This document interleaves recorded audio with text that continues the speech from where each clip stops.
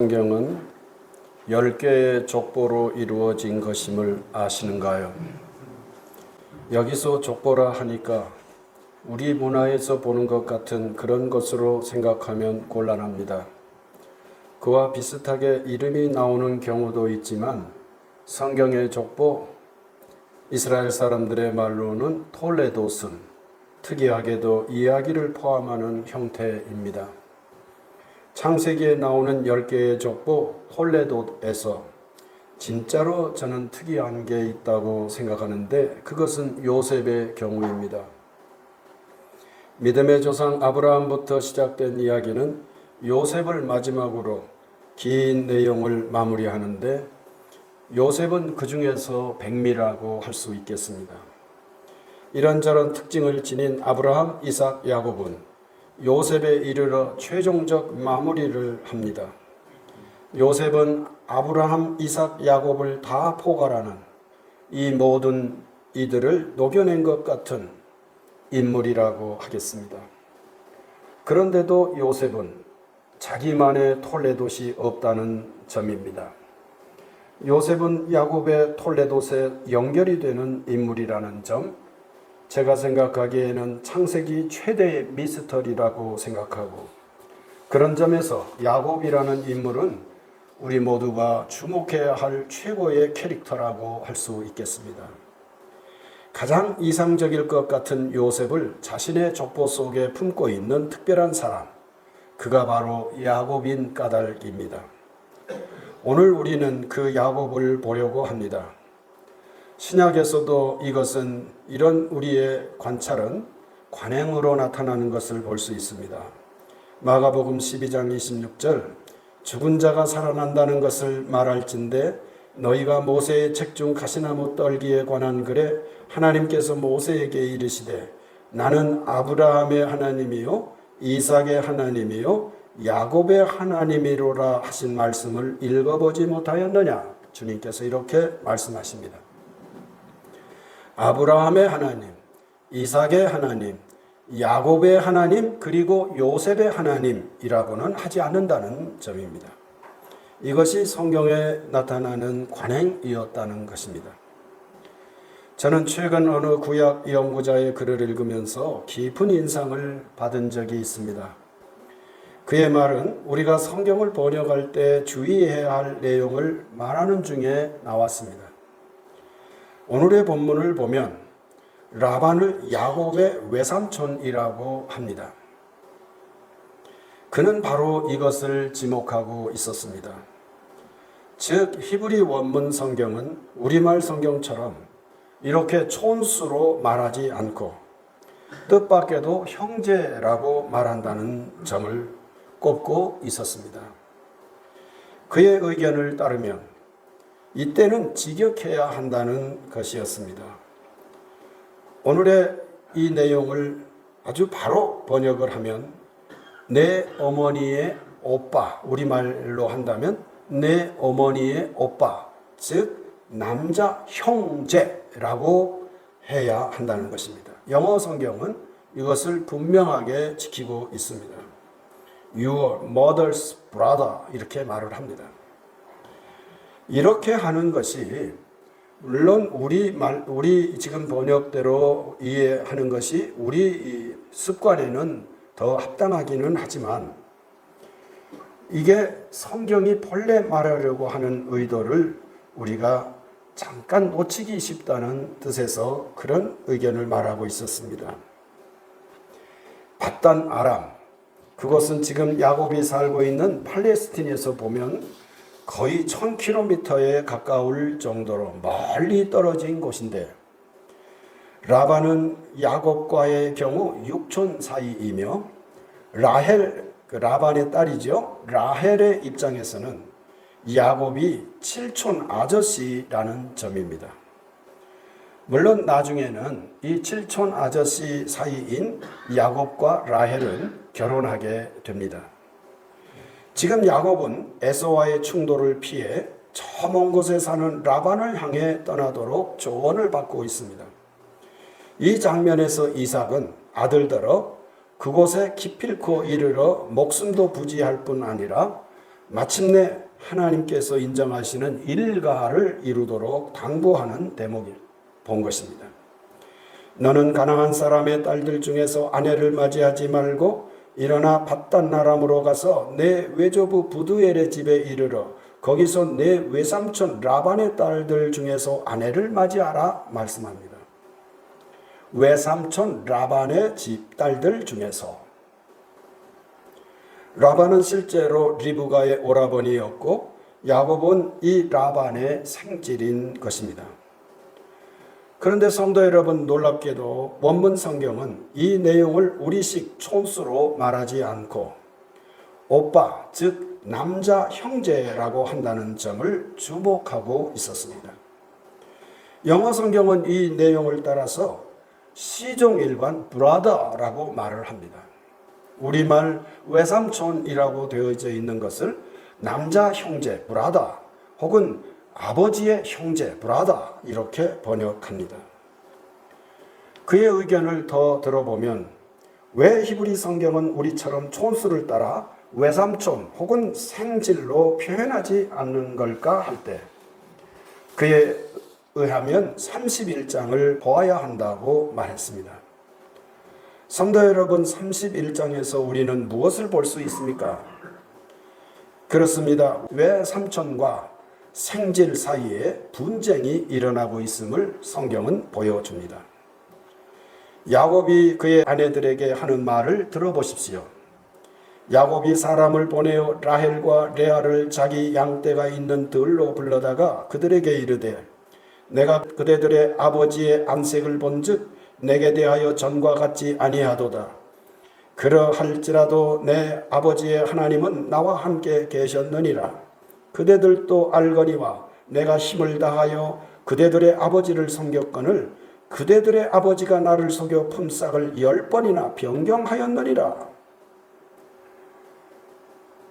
여기서 10번이라고 하는 것은 아마 강조법인 것 같습니다. 외삼촌 라반이 자기 자신에게 약조한 내용을 제대로 지키지 않았다라고 하는 것을 강조하는 거예요. 지금 이 외삼촌과 생질은 그동안 잘 지냈던 것 같습니다. 그래서 그는 나중에 조금 더 지나서입니다마는 12아들들을 얻을 수 있었고, 그리고 그는 재산을 상당히 모은, 그래서 성경에서는 이 재산이 보통 수준이 아닌 그런 정도로 이 사람이 입장이 이제 달라진 거예요. 그러니까 둘 사이가 편안했으니까 일이 이렇게 진행된 것 아니겠습니까? 그런데 31장에 와서 이 둘 사이에 어긋나는 관계를 성경은 보여주고 있습니다. 그의 말에 의하면 야곱의 행보, 지금 야곱이 승승장구하고 있어요. 잘 되고 있어요. 그런데 이 잘 되고 있는 야곱의 길을 가로막는 이가 누군가 하면 그 지역의 토착민이 아니라 누구라고요? 바로 외삼촌 라반이었다는 것입니다.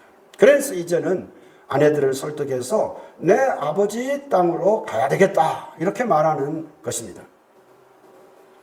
그런데 그렇게 말을 하면서 야곱이 그 라반을 어떻게 부릅니까? 어머니의 오빠,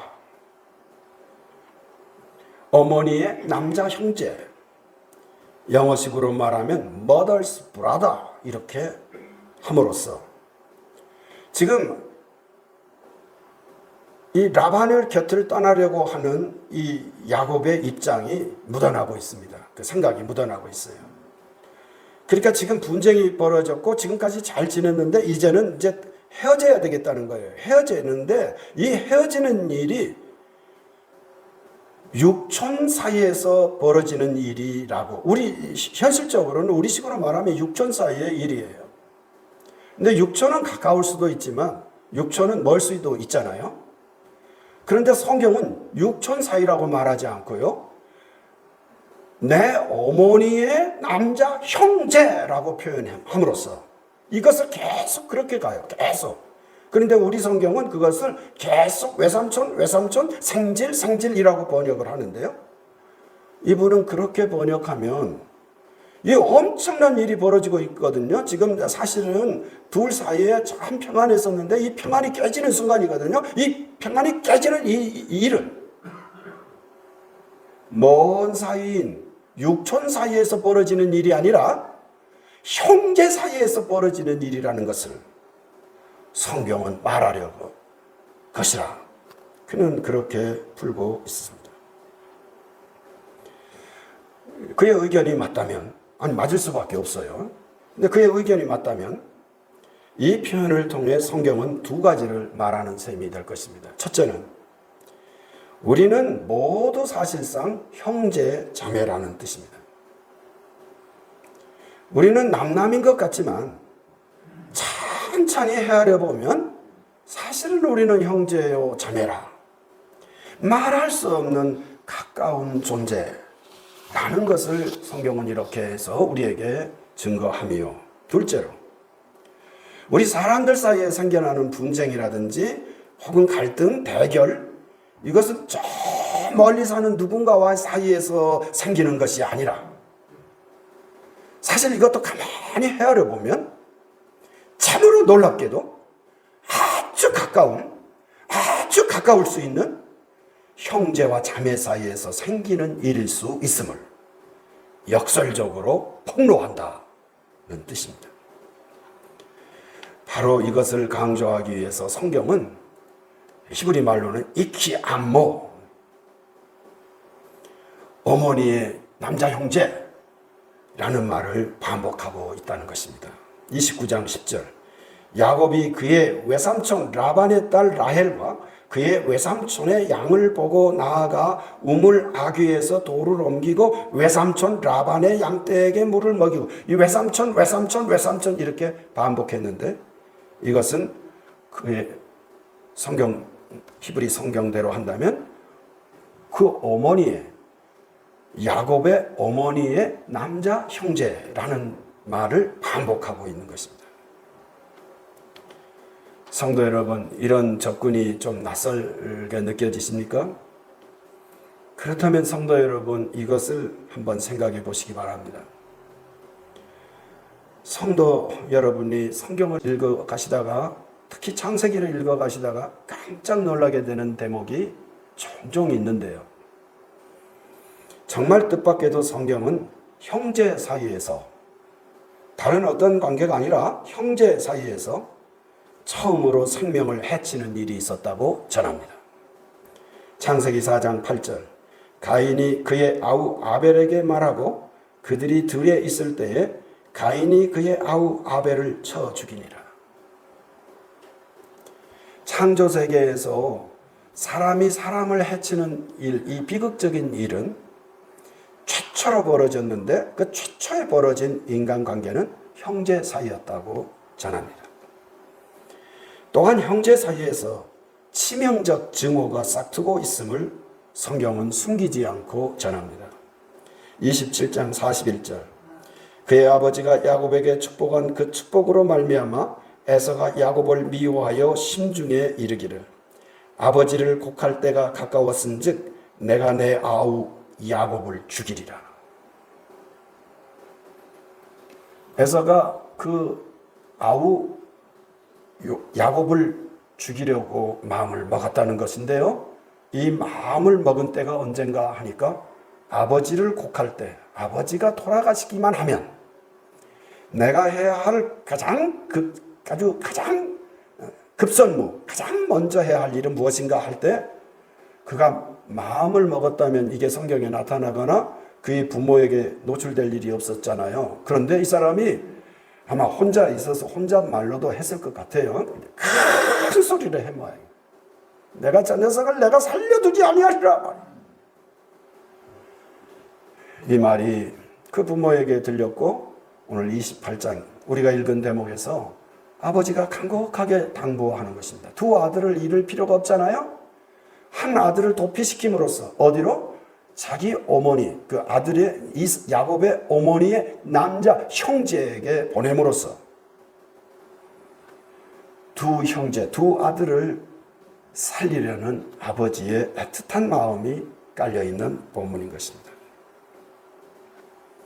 이 일은 생판 모르는, 즉 길거리에서 만날 수 있는 외인 간에 벌어지는 일이 아니라 놀랍게도 피를 나눈 형제 사이에서 생기는 이 일이 이러함을 말함으로써 인간 사회에서 생기는 일들이 얼마나 안타깝고 비극적인 경우일 수 있는지를 생생하게 보여줍니다. 그리고 이 내용을 오늘 야곱의 이야기 속에서도 관찰할 수 있는 것입니다. 따라서 창세기는 진상이 이러함을 생생히 보이려고, 그러니까 인간 사회에서 생겨나는 갈등, 그리고 안타깝게도 극단으로 치달은 비극, 이런 일이 생길 수 있는데 이 일은 아주 가까운 사이에서 벌어질 수 있다고 하는 것을 보여주려는 의도로, 물론 문화적으로 우리와는 좀 다른 경우이기는 하지만 촌수로 표현하지 않고, 즉 외삼촌이라고 표현하지 않고 뭐라고요? 형제라고. 그리고 영어권 사람들은 이 성경의 세계에 더 익숙해서 그런지 계속 그렇게 번역을 해요. 브라다, 브라다, 브라다. 우리는 외삼촌, 외삼촌, 외삼촌이라고 번역을 했는데 영어 성경은 형제, 형제, 형제라고 번역함으로써 이 비극은, 이 안타까운 일은 저 생판 모르는 사이에서 벌어지는 일이 아니라 아주 가까운 사이에서 생기는 일임을 아주 고지식할 정도로 반복해주고 있다는 것입니다.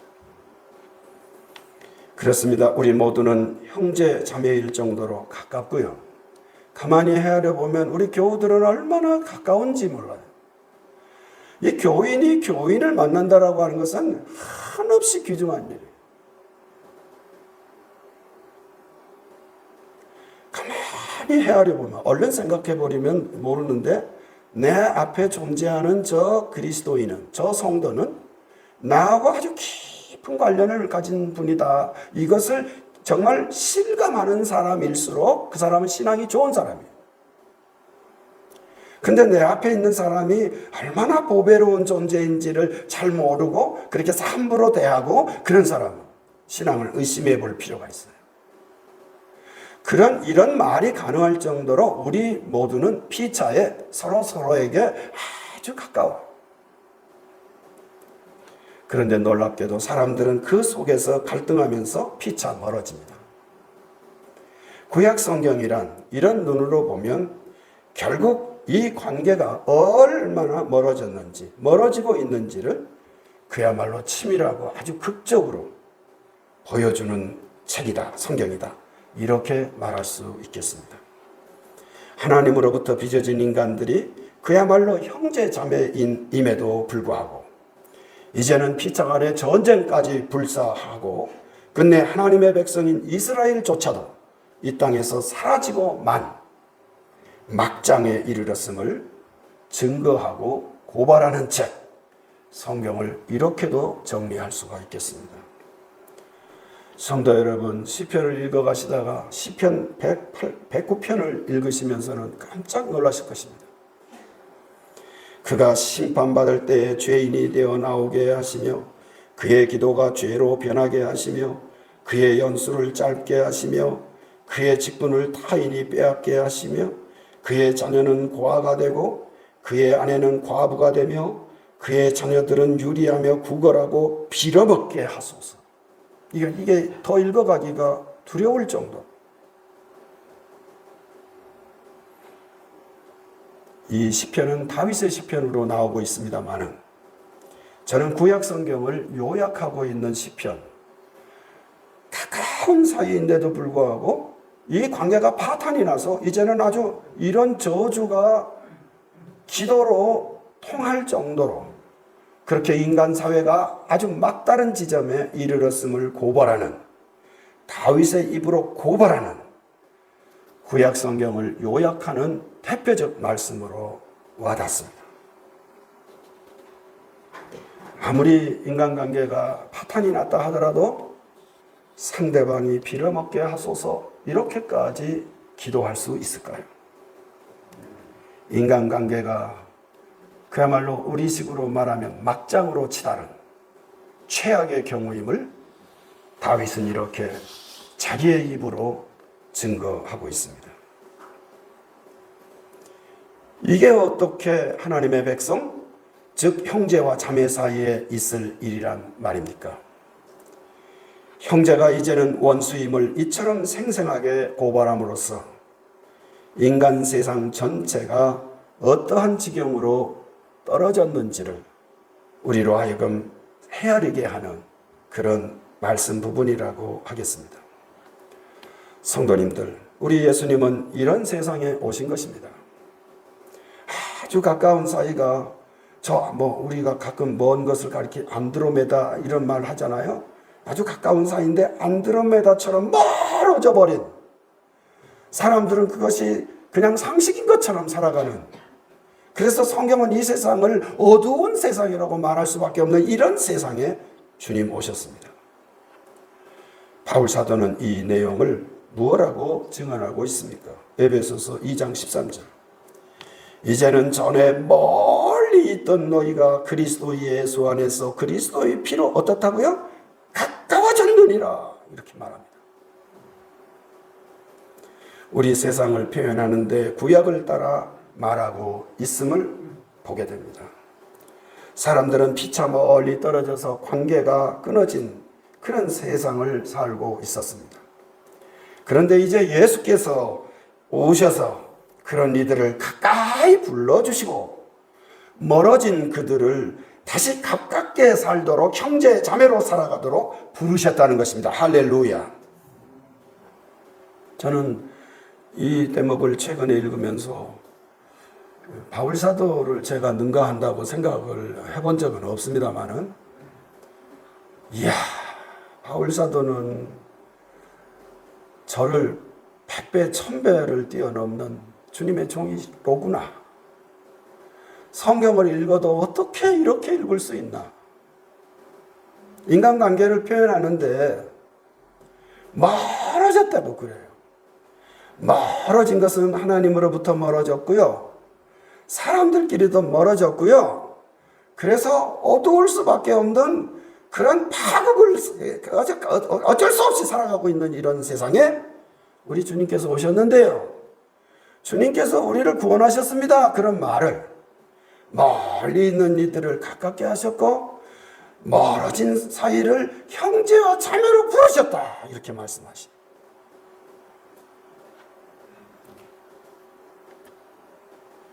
어떻게 이렇게 설명할 수 있었을까? 그래서 17절에서도 다시 이것을 언급합니다. 또 오셔서 먼 데 있는 너희에게 평강을 전하시고 가까운 데 있는 자들에게 평강을 전하셨으니, 멀다, 가깝다 라는 말을 통해 예수님께서 이루신 구원을 이렇게 실감나게 증거하고 있는 것입니다. 우리 예수님은 우리들 세상의 문제점을 정확히 아셨고 그 해결책도 정확히 아셨습니다. 예수님은 미가 예언자를 따라 뭐라고 말씀하셨습니까? 마태복음 10장 36절. 사람의 원수가 어디에 있다고요? 자기 집안 식구에. 저는 예수님께서 하신 말씀, 조금 더 어려운 표현으로 우리 가끔 쓰는 말로 하면 어록, 예수님의 어록 중에서 저는 가장 치명적이라고 생각해요. 아주 가장 적나라해요. 인간의 현실 혹은 인간 존재를 말씀하심에 있어서 이것보다 더 극단적으로 말씀하실 수 있을까? 사람의 원수가 자기 집안 식구래요. 사람의 원수가 저 바깥에 있어야 되잖아요. 지금 길거리 지나가고 있어요. 그래야 되는데 우리 생각은 마땅히 그러하다고 생각하는데 예수님은 미가 예언서의 말씀을 잘 새겨 들으신 것 같아요. 그리고 말씀하시죠. 사람의 원수가 자기 집안 식구라. 예수님은 형제 자매 사이, 이 가까운 사이에서 문제가 생겨날 수 있고 멀어진 세상은 오직 그리스도 자신의 피 십자가 사랑 안에서 가깝게 회복될 수 있음을 아셨기에 그 길을 가셨다는 것입니다. 아멘. 성도 여러분, 잘 기억하시기 바랍니다.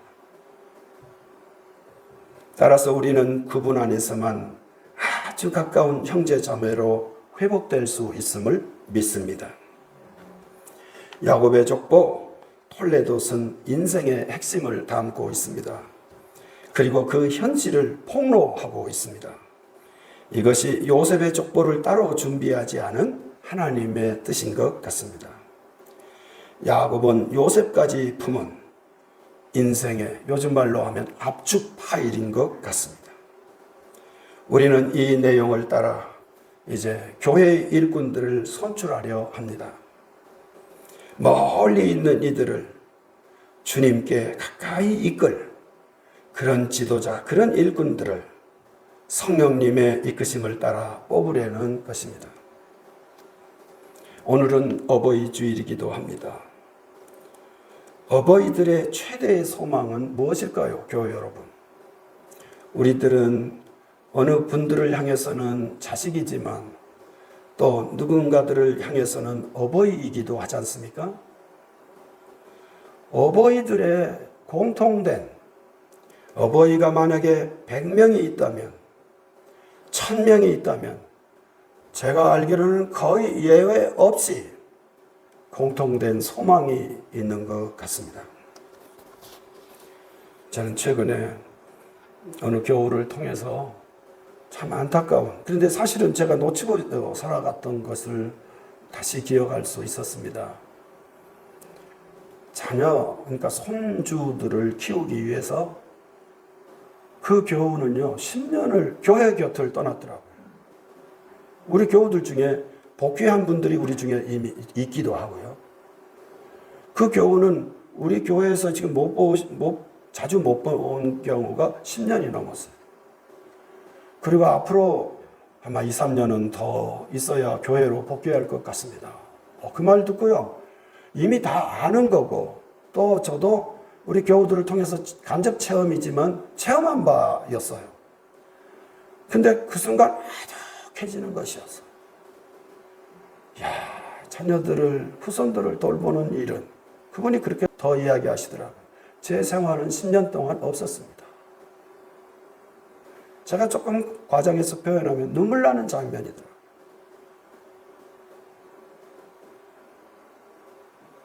내 삶은 10년 동안 없었습니다. 자녀들이 돈 줬잖아요. 그래요. 내 돈 받았어요. 그 돈 받아서 땅 샀어요. 그런데 그 돈 받아서 땅 샀는데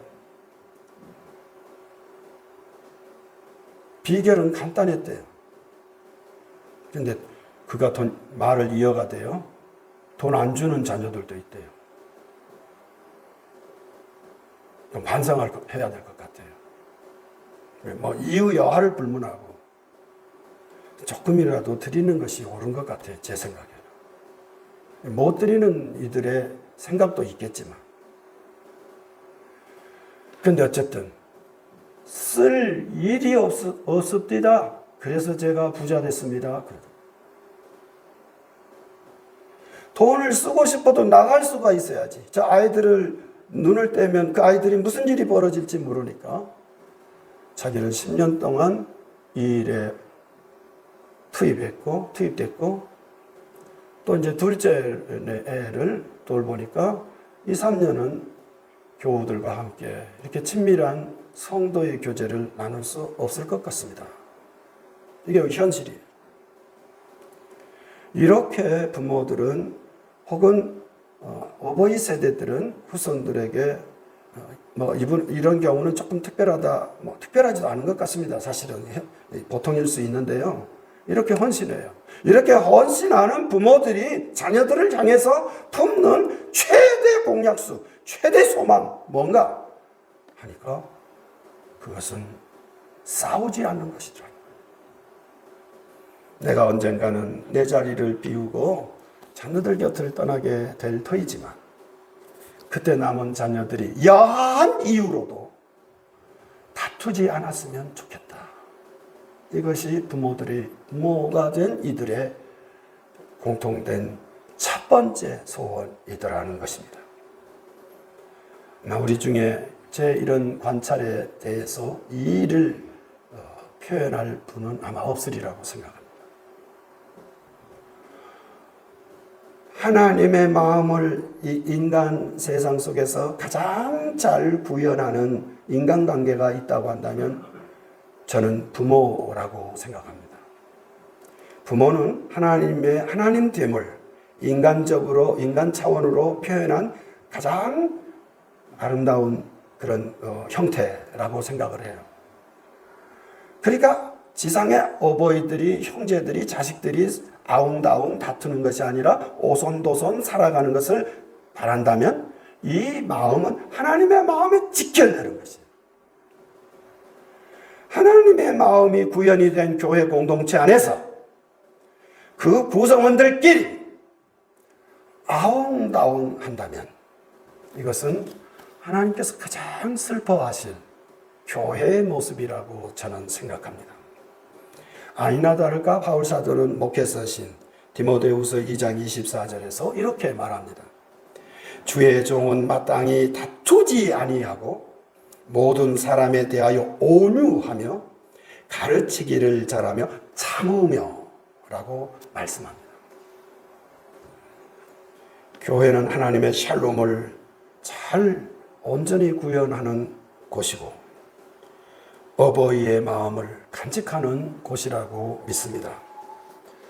우리 교우들은 피차에 다 훌륭한 교우들이지만 한 주간 신앙 우리 삶을 감당하시면서 우리 교회의 이 하나님의 마음, 이 샬롬을 구현하는데 누가 과연 합당하게 쓰여질지 마음에 새기고 기도하시면서 다음 주일을 준비하는 온 성도 여러분이 되시기를 주님의 이름으로 부탁합니다.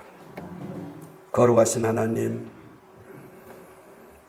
저희는 저희들이 생각하는 것보다 가까운 사이인데도 저희는 저희가 생각하는 것보다 더 멀어져서 살아가고 있나이다. 저희를 가깝게 하시기 위하여 십자가에 오르시고 십자가에 흘리신 피로 저희를 가깝게 하셨음을 찬미하나이다.